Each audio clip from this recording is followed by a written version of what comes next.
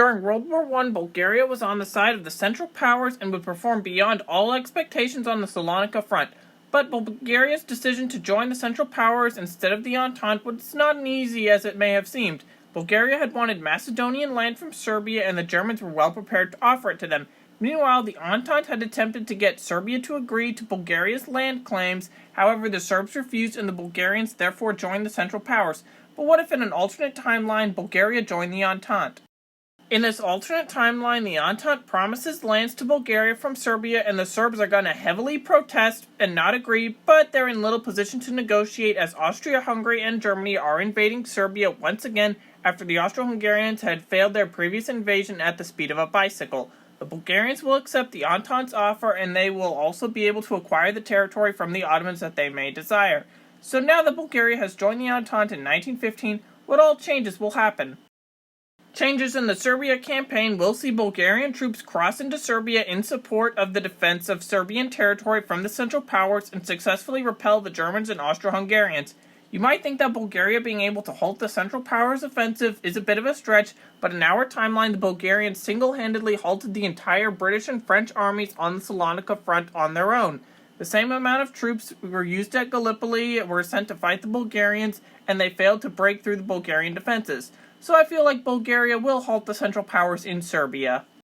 Now the Central Powers really wanted to invade Serbia and occupy it, and it's possible that Germany gets Greece to join the Central Powers in this alternate timeline without Bulgaria, since Greece could have gone either way in this timeline, and also Germany would promise territory to Greece, but I'm not too sure that the Greeks would be willing to join the Great War for some land that they didn't really care all that much about.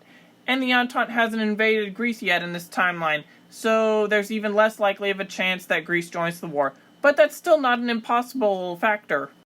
The Gallipoli invasion would definitely go better with Bulgaria, as Bulgarians can move towards Constantinople while the Entente makes their landings. I've already made a video about if the Gallipoli campaign was successful, and one of the conditions that I discussed was for Bulgaria to join the Entente. Just imagine if the Ottomans had to muster a defense against the Bulgarians and Entente landings at the same time when there was a stalemate that occurred in our timeline.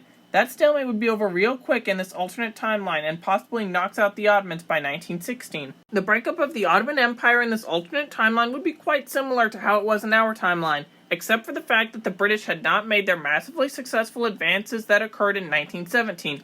Also, the Arab Revolt had just gotten started, and there has not been so much time for the British and Arabs to be allied against the Ottomans.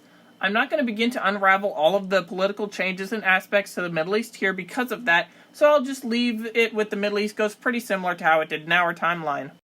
Turning to the Italian front, the Austro-Hungarians will have less troops deployed in the Italian mountains, as they will have to spend a lot of men in another failed attack on Serbia. This by no means will cause Cadorna to have a successful battle of the Isonzo River, as he was probably the dumbest general of World War I, and believe me, there were a lot of dumb generals in the war. So I'll just say that the Italian front kind of remains a stalemate, but with a slight Italian advantage because the Austro-Hungarians and Germans are not launching the Battle of Caporetto. The Western Front would likely remain relatively unchanged in my view, although the Central Powers are not taking the Balkans. German troops would not be diverted from the Western Front in order to do so. That is, not until 1916 or 1917, after the Ottoman Empire drops out of the war as a striking blow for the Germans and Austro-Hungarians. Russia would likely still drop out of the war, as the German Eastern Front successes would still happen. German troops from the Eastern Front are transferred between the Western Front and Balkans. 1918, with American entry into the war and arrival in France, the Germans would want to do their spring offensive, but despite having many troops now from the Eastern Front on the Western Front, the Germans cannot do an offensive with supplies still being routed to the Balkans to prop up Austria-Hungary against the Serbs and Bulgarians. Therefore, Germany will create two most well-known defensive emplacements on the Western Front, and the best that the world has ever seen. Without the German offensive, the Entente will launch their own offensive against the heavily protected German lines. Although casualties will be enormous on both sides, the German lines will break with American support, and the Western Front falls to a clear Entente victory against the German Empire and Central Powers. Germany will still have to pay a heavy war debt, and a lot of Versailles is the same, except for the fact that now Bulgaria is part of the Entente and gains land.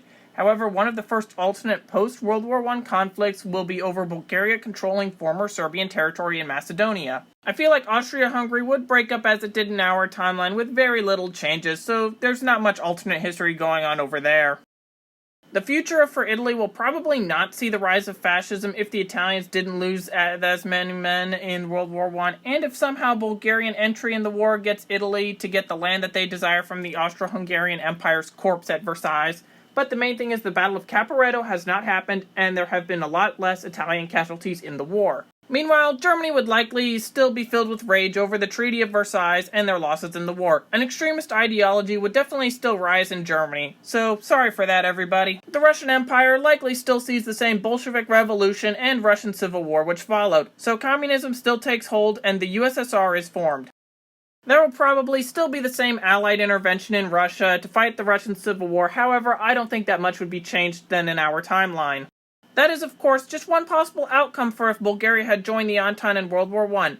I do not think there were too many changes in the grand scheme of things, however there are a lot of little changes that could have large impacts that I cannot determine, such as Bulgaria being part of the Allies for an alternate World War II, and of course the Bulgarian and Serbian conflict over Macedonia. But what do you think would have happened? Write in the comments, and thank you for watching.